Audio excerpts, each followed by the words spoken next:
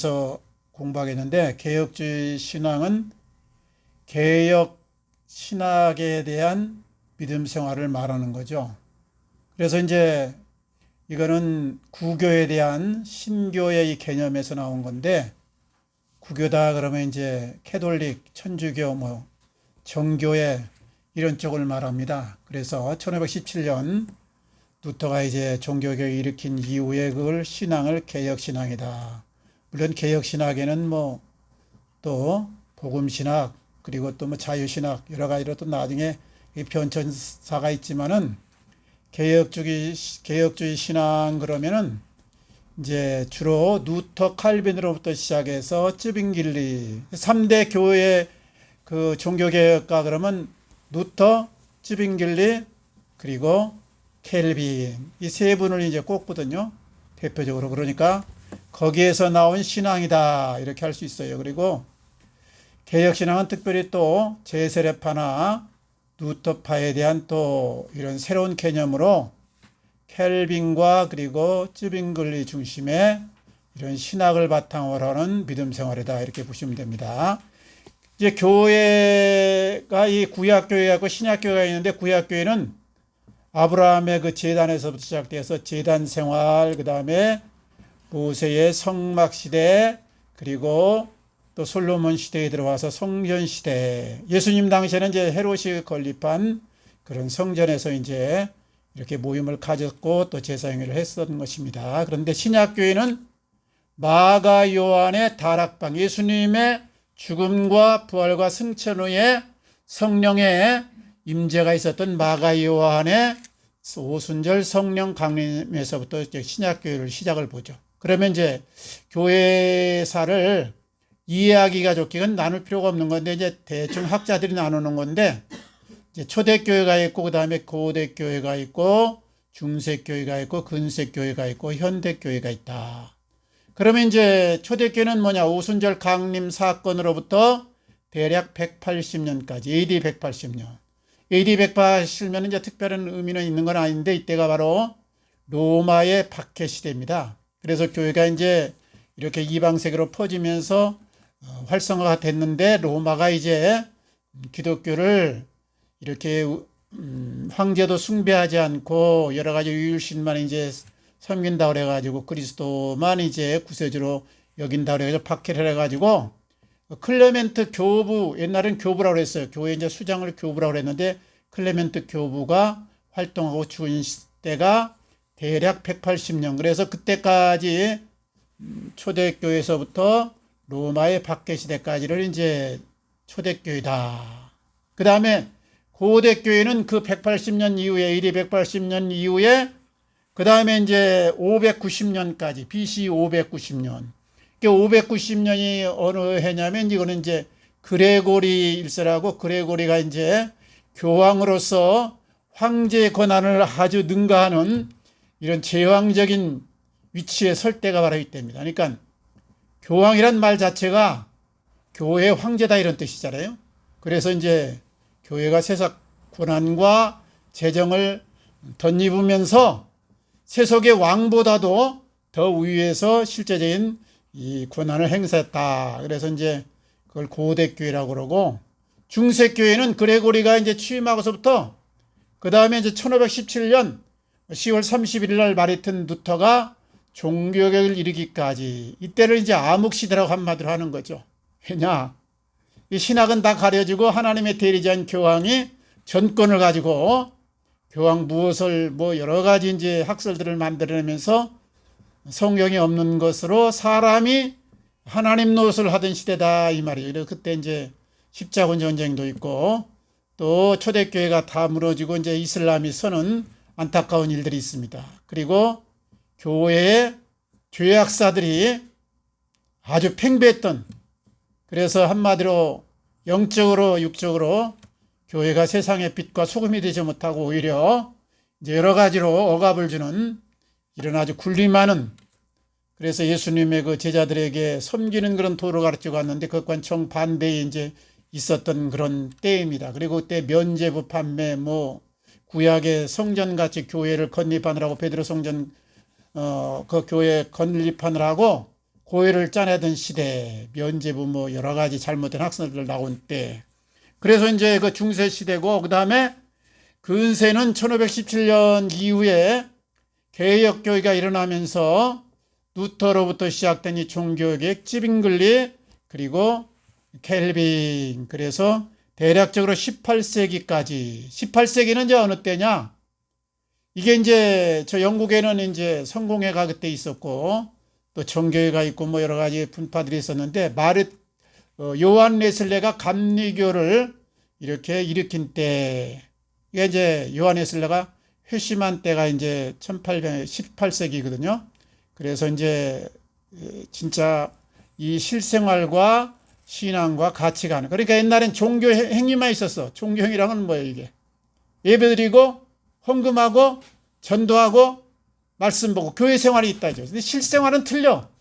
노예를 잡아다가 막 착취하고, 타민족을 사랑하기보다는 싹쓸이 해가지고 그냥 하나님의 축복이라고 그래가지고 그걸로 그냥 자기들이 배불리던 이런 시대를 지나서 실제적인 신앙의 역사를 이루던 때가 이제 마르틴 루터를 거쳐서 드디어 이제 요한 웨슬레가 왔다서 성령의 역사를 따라서 삶이 이제 바뀌는 그런 때가 이제 이렇게 중세 이제 교회를 지나가지고 그 다음에 근세로 온 것이고, 이제 근세 18세기 이후에 오늘날까지를 현대교회다. 그렇게 했는데 현대교회도 또 여러 가지 자유신학도 나오고 뭐 WCC 운동도 나오고 이제 여러 가지 또 이렇게 문제가 있는 것들이 있습니다만 어쨌든 그렇게 분리를 합니다. 이제 이해하기 쉽게.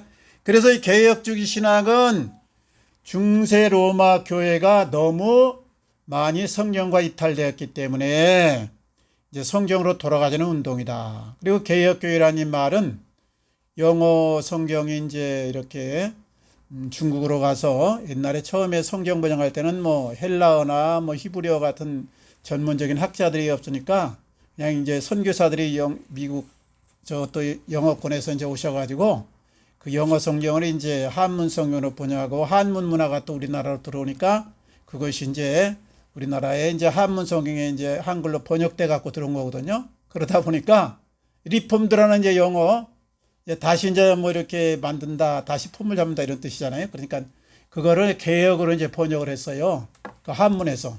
그래서 그대로 이제 받아서 우리나라에 들어온 것인데 박윤선 박사님이 옛날 합동신학원의 그 원장님을 계셨던 박윤선 신학 박사님께서 이걸 처음 쓰셨다 이거죠. 그래서 개혁신학이라고 그러면 그렇게 말하고 개혁주의다 이렇게 말합니다.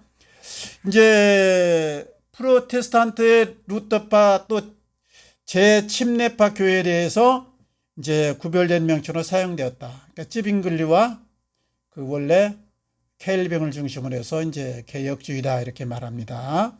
그리고 오늘날 칼빈의 5대 교회를 천명하는 신학과 교회들을 동일시하고 있다.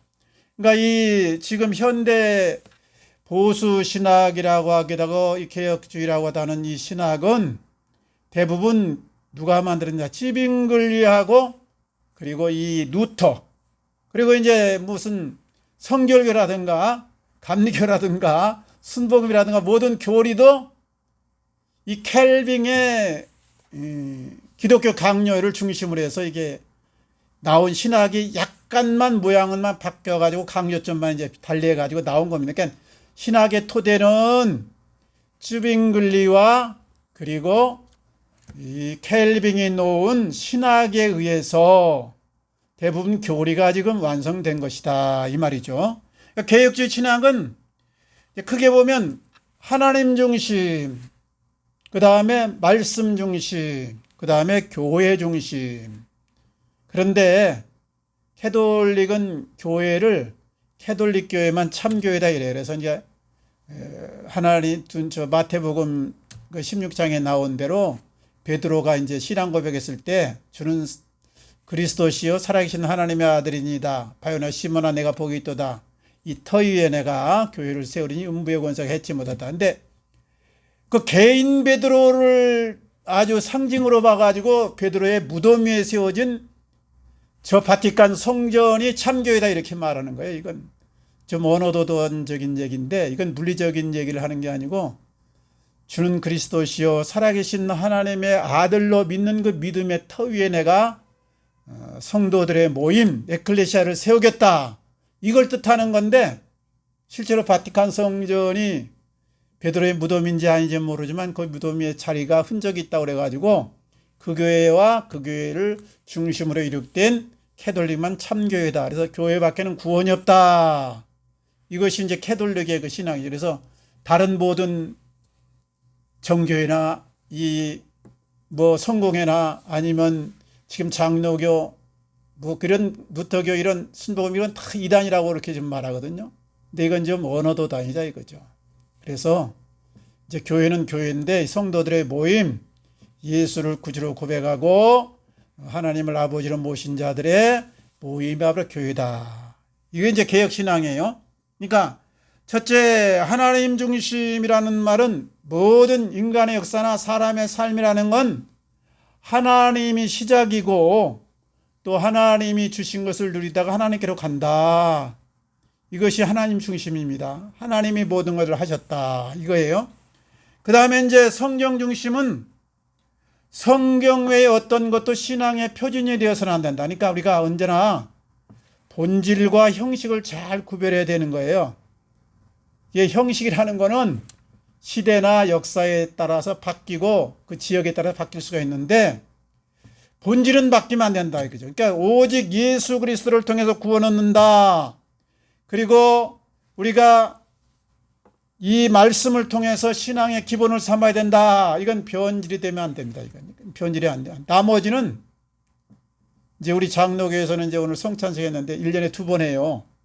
또 순복음에서는 이제 교회마다 약간씩 틀린데 매번 하는 데도 있고 이제 한 달에 한 번 하는 데도 있고 그래요. 그건 형식이니까 관계없고 옛날에 그 성찬이라는 건 원래 초대교회 때 식사를 말합니다. 식사. 그러니까 오늘날처럼 뭐 빵 조각이나 떡 조각 조금 하는 게 아니고 식사를 같이 나누었다. 나누면서 예수님의 마지막 제자들에게 당부했던 그 유언을 우리가 기억하자. 서로 사랑하라. 땅끝까지 이른 대칭이 되는 말씀을 기억하자는 의미에서 예수님의 피와 그리고 살을 우리가 영적으로 받은 우리는 그런 삶을 살자 그래서 그걸 기념하고 생각하자 이거거든요. 그래서 은혜의 방편인데 이거는 이제 세월이 흐르면서 지금은 상징적으로 조그만 조각으로 같이 나눠요. 그리고 이제 어떤 데는 같이 공동체 빵을 크게 해가지고 어떤 데는 떡을 해가지고 그걸 조금씩 이제 띄어서 먹으면서 우리는 그리스도 안에는 한 형제다, 연합체다 이걸 또 강조하는 데가 있죠. 그래서 이건 뭐 설에 따라서 천주교설 틀리고 장로교설 틀리고 다 틀립니다. 그래서 상징적인 의미이기 때문에 세례도 또 약식으로 하는 경우가 있고 이제 직접 또 물에 침례를 또 강조하는 데가 있어요. 그래서 그런 이제 기념했다. 그러니까 옛날처럼 매번 만날 때마다 같이 저녁 식사를 하거나 뭐 식사를 같이 나누는 건 아니에요. 그냥 그때는 배불리 가져와서 많이 먹었습니다. 근데 지금은 이제 양식에 대한 그런 필요함이 없으니까 상징적으로 그렇게 하는 것이죠. 그 다음에 이제 성경인께 외의 거는 다 형식이다. 겉모양이다. 그러니까 이건 바꿔도 괜찮다. 뭐 옛날 의자 앉으면 큰일 날 때도 있었고 옛날에 악기 쓰면 큰일 날 줄도 알고 뭐 남녀 같이 이렇게 입어되면 큰일 난 걸로 알던 시대가 있는데 그건 다 이제 문화에 따라서 바뀔 수 있다. 단지 오직 예수 그리스도를 통한 구원의 역사 그리고 우리의 신앙의 표준은 성경이다. 이것이 중심이 된다 이 말이죠. 그 다음에 이제 교회 중심이다 이 말은 교회라는 건 뭐예요? 머리가 그리스도 그리고 몸은 성도들의 모임인 교회 이게 중심이 돼야 된다 이거죠. 그러니까 교회밖에 구원이 없다는 건 맞아요. 머리를 그리스도로 해가지고 예수 그리스도를 유일한 구원주로 믿지 않는 데는 구원이 없는 것이죠. 그런데 이거는 건물을 말하는 게 아니고 외적인 이런 모형을 말하는 게 아니고 천주교처럼 뭐 바티칸 거기만 참교회다 이렇게 말하는 건 좀 물리적인 의미가 있죠. 영적인 것이 아니죠 이게. 그래서 교회 중심인 신앙을 해야 된다. 그래서 우리가 뭐 유튜브를 통해서도 보기도 하고 인터넷 뭐 여러 가지 또 방송으로 해서 예배를 드리기도 하는데 그러나 성도들의 모임을 늘 중심으로 우리가 신앙생활을 해야 된다. 이걸 말씀합니다. 개혁주의는 이제 뭐 5가지 솔라가 있다고 그러면 솔라라는 건 이제 우리 라틴어의 오직 단 하나의 이런 뜻이잖아요. 그러니까 여기 5대 이제 개혁주의 원칙인데 오직 성경, 오직 그리스도, 오직 은총, 오직 믿음, 오직 하나님께 영광. 이것이 개혁 신앙의 기본이에요. 그러니까 우리 이제 보편적인 감리교회라든가 장로교라든가 성결교라든가 이제 구세군이라든가 순복 이제 하나님의 성회라든가 이런 건 다 여기 신앙의 기초를 두고 있습니다. 이 5가지에. 단지 이제 천주교는 좀 틀리죠. 왜냐? 교황이 하나님의 대리자로서 교황 무호설로 교황이 선포하면 무조건 성경과 동일한 권위를 가지니까 거기서 나온 것이 연옥설, 뭐 교황 무호설, 뭐 마리아 승천설, 좌우지간 성인에 대한 기도, 허무맹랑한 것들이 많이 나오죠. 물론 거기에 근거를 어디다 두냐면 거기는 외경에다 많이 둔다. 외경. 이게 이제 성경으로 우리는 구약 39권, 신약 27권, 66권만 하는데 거기는 아니에요. 이제 몇 가지 이제 한 10가지 남을 이제 거다 첨가해가지고 12가지인가 첨가해가지고 외경이 있어요. 근데 그런 이제 연옥설이라든가 마리아 뭐 승천설 그런 거 전부 다 이제 어디서 나오냐? 외경에서 나오는 건데 이 성경의 형성 과정에서 이게 계시성과 그리고 이 무호성에 대한 것을 여러 가지 검증한 결과 이제 이렇게 종교 회의에서 그러니까 여러 가지 이런 목사님들 그리고 이제 옛날로 말하면 교부들 그런 모임에서 이제 결정된 거거든요. 이 성경을 채택안하고. 그래서 이제 성경 그 형성 과정에 보면 에스더 같은 거라든가 계시록 같은 거라든가 역사서, 구약의 역사서 말이에요. 신약의 역사서 말고 구약에 보면 뭐 저기 열왕기상 뭐 또 역대상하 이런 건 대부분 이스라엘의 역사책이잖아요. 우리나라로 말하면 삼국사학이나 비슷한 거거든요, 이게.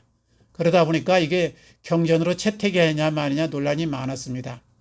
에스더 같은 서도 그 하나님에 대한 얘기가 잘 안 나오고 거기 뭐 아수에롱, 에스더 그리고 뭐 불임절 이런데 실제 역사하고 대조해 보면 그 불임절날 유대인들을 위해서 왕후의 그런 그 관심을 갖기 위해서 유대인들이 마음대로 이방인을 이렇게 죽이게 할 수 있었을까 하는 의구심이 많아요. 그러면 왕권이 형성이 안 되는 거죠. 다민족 지금 시대에 유대민족만 특별히 총해가지고 왕후 한 사람이 유대인이라고 해가지고 뭐 모르드게가 그냥 그렇게 국무총리로 등극했다든가 아니면은 불임절에는 마음대로 그냥 수산성 있는 사람이나 각지에서 이방인들을 마음대로 죽여도 된다. 그렇게 해놓으면 이게 이제 정권이 유지될 수가 없는 거예요. 현대 개념으로 볼 때. 근데 절대왕권에서는 있을 수도 있겠지만 그거는 어디까지나 유대인의 시각에서 이 성경을 기록한 분이 그거에 강조점을 두니까 오바를 하지 않았을까 이런 추측이 많아요.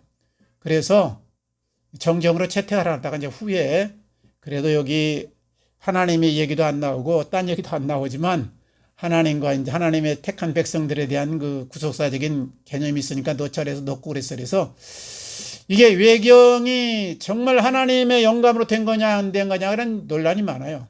그래서 이제 개신교 이쪽 우리 개혁신앙에서는 외경은 아니다. 이건 좀 인간들의 개념에서 많이 이제 세속적인 개념을 쓴 것이다. 그래서 이제 배제를 시킨 거죠. 천주교에서는 그것까지도 이제 정정으로 이렇게 채택을 하고 있습니다. 우리 신앙은 어디까지나 성경이 기준이 돼. 성경. 66권의 형성 과정에 회의도 있었고 여러 가지 토론도 있었고 시비도 있었지만은 결국 이것을 하나님이 허락하셨다. 이렇게 보고 66권을 이제 우리 신앙의 표준으로. 그러니까 성경이 없는 거는요. 참조. 그런가 보다. 그 정도. 저도 이제 유튜브에서 내세에 관한 것, 뭐 지옥과 뭐 연옥에 관한 것, 아니면 또 음부와 낙원에 관한 것, 천국과 지옥에 관한 것 많이 듣는데 이제 우리가 우리 개신교에서 지금 장로교에서는 죽으면 바로 천국 지옥 간다 그러는데 이제 여러 개념을 볼 때는 바로 죽으면은 몸과 영혼이 다시 하나가 되는 마지막 심판의 이 때에 부활해서 이제 돼야 되기 때문에 낙원과 그 다음에 음부로 내려가는 것이 맞다 이렇게 저는 보고 있어요. 그래야 나중에 천국과 지옥이 몸과 영이 하나로 합쳐진 후에 예수님 재림과 동시에 합쳐지면서 영원 세계로 들어가면서 이제 완성체를 이룬다. 그러니까 우리가 바로 죽으면 천국 지옥이 아니라 낙원과 음부로 간다. 이것이 보편적인 현재 이제 신학의 흐름입니다. 근데 우리 장로교에서는 곧바로 지옥 간다, 또 천국 간다 이렇게 하고, 또 이 제7일 안식교회 같은 경우는 이제 그거는 죽으면 저기 무식으로 들어간다, 잠자는 것 같다. 그렇다가 주님이 재림할 때 다시 몸과 하나가 돼가지고 최후 심판을 통해서 영원지옥, 영원제, 천국으로 들어간다. 이렇게 또 설명하는 분이 있고 있는데, 그거는 이제 조금씩 개념이 성경이 두 군데 다 나왔기 때문에 여러 방면으로 설명이기 때문에 이제 우리가 그렇게 그런가 보다 하고 그것이 꼭 틀렸다고 그래서 이단이다 이렇게 하면 안 될 것 같은 생각이 듭니다. 다음에 이제 성경이 오직 하나다. 그리고 그것이 유일한 권위다. 그 다음에 그리스도, 구원은 오직 그리스도. 요즘에는 이제 WCC 운동 같은 데는 이제 다원주의, 구원의 길이 여러 가지다 이러는데 그 잘못했다 이거죠. 이건 기독교가 아니에요. 기독교가 아니에요. 그러니까 구원은 오직 예수 그리스도. 그 다음에 은총. 구원은 전적인 하나님의 은혜여 선물이다. 내 행위가 아니다. 그래서 말이죠. 뭐 돌아가신 분들 누구 천국 갔네, 지옥 갔네 그러면 그냥 그런갑다 그래요. 어떤 분은 뭐 조영기 목사님도, 박영기 목사님도 지옥에 있다 그러는데 그거 다 영계는요 마귀도 보여주고 하나님도 보여준다니까 그런갑다. 조영기 목사님 실수 있죠. 박영기 목사님도 뭐 죄가 있을 수 있죠. 그러나 그런 죄 때문에 지옥 천국 가는 게 아니고 하나님의 은혜로 천국 간다. 하나님의 선물로, 믿음으로. 그러니까 그런 거에 관해서는 그냥 듣고 그런가 보다 그래야지 동조할 필요 없습니다. 이거. 그래서 이제 오직 믿음으로 구원한다. 그 다음에 은총인데 하나님의 은혜인데 믿음으로 구원한다. 신약에서는 믿음으로. 구약은 하나님의 은혜로. 노아가 하나님께 은혜를 입었더라. 뭐 누가 은혜를 입었더라 이러잖아요. 그러니까 그때는 예수님이 오시기 전이니까 이제 구약에 대한 약속을 이제 오실 메시아를 어렴풋이 알고 그랬는지 모르는지 이제 믿고 어렴풋이 믿는 것이 바로 하나님의 은혜인 거죠. 그리고 신약은 확실히 오신 예수님을 우리가 보고 믿는 거니까 예수 그리스도를 믿음으로 구원 얻는다. 그러니까 행위가 조금 잘못됐다거나 뭐 자살한 사람 꼭 지옥 갔다 이렇게 말할 필요도 없어요. 자살하면 지옥 가는 게 보편적인 교리로 맞는데 또 직전에 또 회개했는지 어떤지 모르니까 우리는 내세에 대한 것은 그냥 누가 말하면 그런갑다. 이 정도로 우리가 해야지 그걸 절대 시하면 안 된다 이거죠. 그 다음에 하나님께 영광. 이게 참 중요합니다. 이게 일하고 나서 종이 일했다고 자기를 내세우면 안 된다 그죠. 오직 하나님. 그래서 이제 뭐 일하고요. 입 딱 닫는 게 제일 좋습니다. 우리 목사님들은 계시록 나 10,000번 봤어. 옛날에 이제 계시록 강의하신 분 그런 얘기하고 10,000번이면 내가 계산해 왔더니 이건 불가능한 건데 매일 이렇게 하루에 몇백씩 봐도 일생 10,000번 보기 힘듭니다. 만이라는 건 굉장히 쉬기 어려운 거예요. 종이 돈 10,000장 씌면요.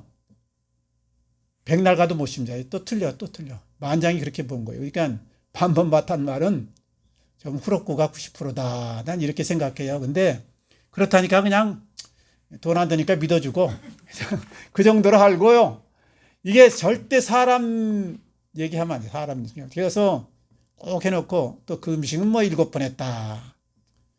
제3자가 보면 업적으로 되는데 그러면 딱 까먹는 겁니다. 그러니까 그런 얘기 하지 말고 또 그 옛날에 그 오스트리아 그 어떤 그 신들러 미스터 같이 이렇게 구원한 분이 있었어요. 이제 유대인들을 구원한 그 사람이 일절 안 하다가 100세 넘어서 아내가 일기장 보고 딱 얘기했잖아요. 그러니까 그 사람이 몇 천 명을 살렸거든요. 돈을 들여가지고 유대인들을 사가지고 이제 독일 그때.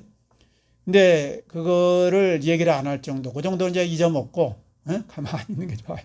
그러니까 과거에 너무 얘기하지 말고 자식 자랑하지 말고 내 업적 자랑하지 말고 그냥 간증을 한다는 게 자랑이 돼가지고 이제 상을 까먹는다. 하늘나라 가면 상 까먹는다.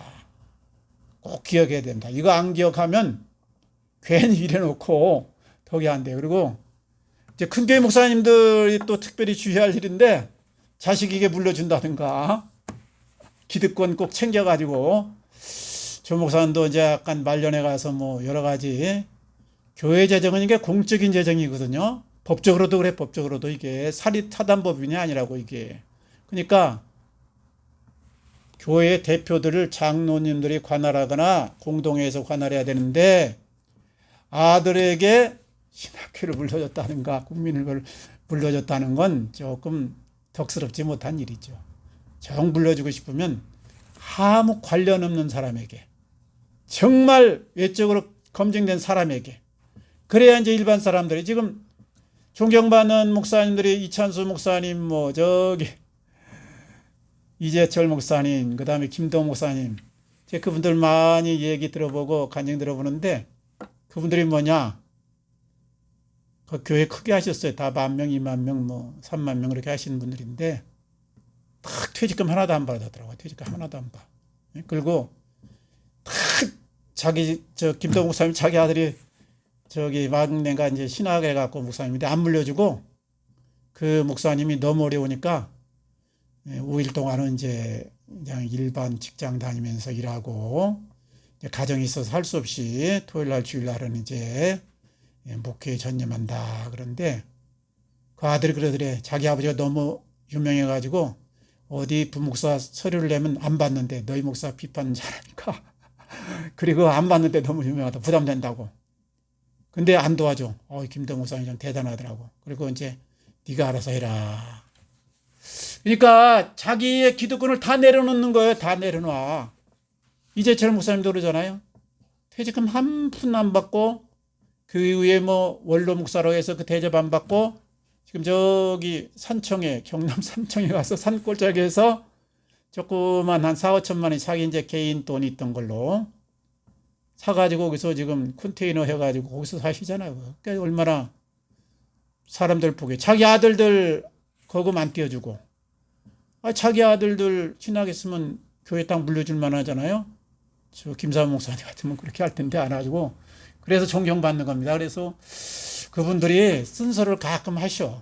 근데 삶이 그러니까 주님처럼 청빈사장으로 절대 그 돈, 명예, 뭐에 대해서 완전히 내려놨더라고. 그래서 김도 목사님도 뭐 돈 한때는 뭐 돈 많이 책도 저작권료 많이 생기지 강사료 많이 생기지 거금 챙길 수 있는 게 많았는데 하나님 돈이기 때문에 하나님께 드린다 해서 헌금 액수를 늘렸대. 그래서 11조 하다 12조 하다 13조 하다 15조 하다 16조 하다 17조까지 드렸대.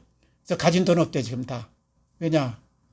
하나님이 기뻐하는 일에 다 쓰다 보니까 개인 거는 안 챙겼죠. 그러니까 이제 말빨이 이제 먹혀 들어간 게 세상 사람들한테. 세상 사람이 제일로 존경하는 사람이 이재철 목사님하고 저 김동호 목사님하고 이찬수 목사님 같은 분들인데 그런 분들이 다 그렇게 사시잖아요. 그러니까 자기 얘기 절대 안 하고 그다음에 실제 삶에서 그렇게 살더라. 그래서 모든 영광은 하나님께. 여기 있습니다.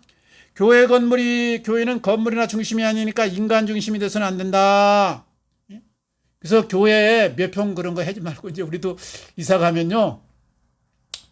교회는 뭐예요? 건물이 아니라고 그랬잖아요. 그러니까 성도들이 교회가 크냐 작냐 성도들이 얼마큼 많이 모였느냐. 그러니까 거기다 집중을 하고 5명 있으면 5명이 예배드리고 교제할 수 있는 공간을 확보해서 하는 게 실리적이고 5명인데 50명이 들어갈 공간이었으면 나머지 45명 공간인 게 낭비잖아요. 낭비. 이거는 이제 안 좋으니까 조금만 해서 시작했다가 교인들 하면 거기에 맞춰서 조금 하는 게 좋고 그 다음에 교회를 이제 이렇게 하려면 제가 개인상인데 교회를 편하게 해야 일단은 이제 하나님이 제일로 관심사는 불신자를 데려다 예수 믿게 하는 게 첫째 관심사거든요. 이게 첫째. 두 번째, 초신자를 성숙한 신앙인으로 만드는 게 두 번째란 말이죠. 이게. 마지막에는 이제 순교 단계까지 하나님이 이끄는 게만 문제인데 들어오자마자 순교자의 이 반열의 요구를 하면 초보자 신앙인들은 다 도망갑니다. 이게. 그러니까 저는 헌금 얘기를 절대 안 하는 이유가 우리 교회가 이제 한 200명, 300명이 되면 그 이제 한 차원 끌어올리는 의미에서 하나님한테 헌신하자 이러면 좋은데 유치원생 갖다 놓고 너 갖다 헌신해라 그러면 안 해버리고 도망가요. 이게 세상 사람들 가장 관심이 돈이거든요. 두 번째 건강하고 돈이니까 그 단계가 있어, 단계가. 그래서 이제 하고 싶으면 따로 수요일 날이나 어떤 때 좀 성숙한 성들에게 말하고, 초보자에는 절대 그런 얘기 이제 할 필요가 없죠. 이제 초보자는 초보자대로 교육시켜야 되고, 중급자는 중급자, 또 순교자 반열은 순교자 반열에 시키면 나중에 목숨까지 드러넣는 건데, 이게 이제 그래서 이제 교회 하려면은 부담 주지 말고, 그 다음에 이제 잘 화기애애하게 하고, 그 다음에 맛있게 해야 돼. 맛있게 식당 부하러 찾아가는, 맛있는 거 먹으려고 찾아가는 거 아니에요. 이게 교회도 똑같다 이거죠. 그러니까 전도를 아무리 많이 해도 요 분위기가 안 돼 있으면 싹 빠져나갑니다. 이거 왔다 가버리는 거야 이게. 그래서 꼭 부담 주지 말고 화기애애하게 하고, 그 다음에 말씀과 성경에 대한 것을 재밌고 감동되게, 그리고 될 수 있는 대로 짧게. 요거 이제 핵심 포인트. 그래서 그렇게 하면요, 교인들 떠드는 교인들 많이 다 와요. 막 헌신자들 달라고 그래서 하나님 보내주지 않습니다. 그리스도인 되면 안 오는 거예요 이게. 그래서 꼭 거기다 주안점 두고, 교회 크게 할 필요 없다. 초대교회 월 시작은 가정교회다. 자그마한 공간에서 숫자에 맞춰서 딱딱딱 해야 이게 좋다. 그 다음에 이제 기독교 신앙은 사상 과학이 바뀌어도 진리는 하나, 오직 예수. 그리고 우리의 최종 목적은 천국에 입성하는데 영광스러운 모습으로 입성하는 거. 이게 이제 초안점. 그 다음에 모든 역사는 하나님의 은혜다. 하나님이 다 주신 것이다. 이렇게 고백하는데, 사람이 할 일에서 최선을 다해야 된다.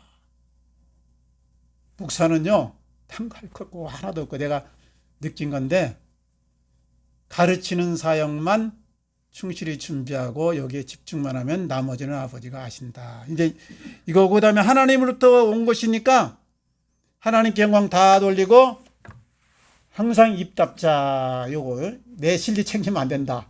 챙기면 하늘 상급 다 까먹는다.